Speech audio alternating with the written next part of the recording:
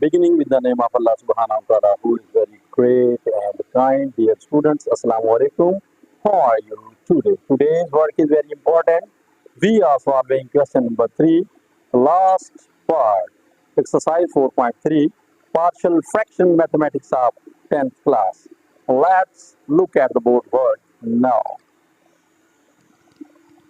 Dear students, आज हमारा question number 3 part number 3 है, जिसके अंदर हम इससे पिछली वीडियो में a एंड b की वैल्यू को फाइंड आउट कर चुके हैं. a is equal to 1/2 and b is equal to 1/2. क्या किया कि हमने कंपेयरिंग की थी x स्क्वायर की. अब हम कंपेयरिंग करेंगे x की कंपेयरिंग करने के बाद हमारे पास a और b की वैल्यू फाइंड आउट हो चुकी है. हमें रिक्वायर्ड है वैल्यू ऑफ c. यहाँ पर मेंशन करेंगे कंपेयरिंग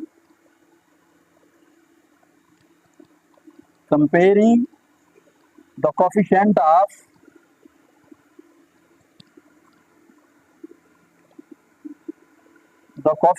of x.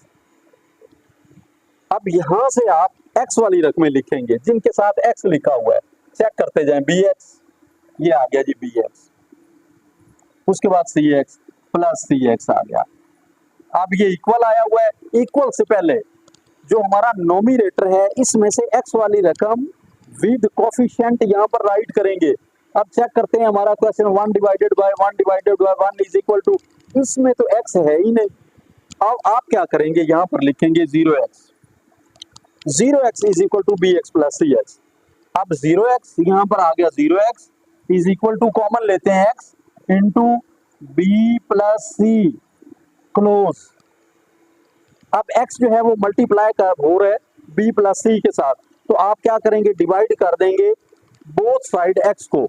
यहां पर आप मेंशन करते हैं, यहां मेंशन कर लेते हैं कि divided x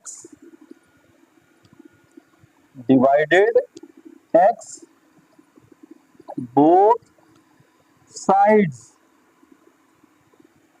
0x divided by x is equal to x divided by x into b plus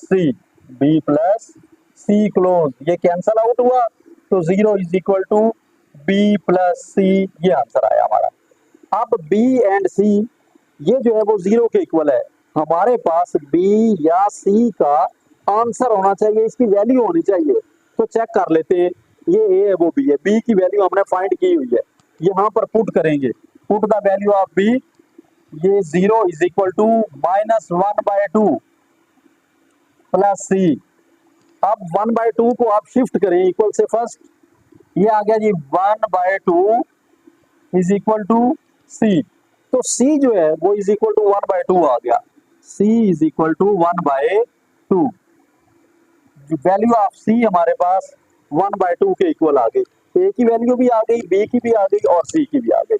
अब तीनों की वैल्यू फाइंड आउट करने के बाद जो हमारी रिक्वायर्ड पार्शियल फ्रैक्शंस हैं वो क्या आती है वो देखते हैं जी.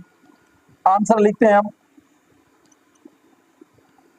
अब आंसर में आप इक्वेशन नंबर 1 ये लिखेंगे. Equation number 1 divided bye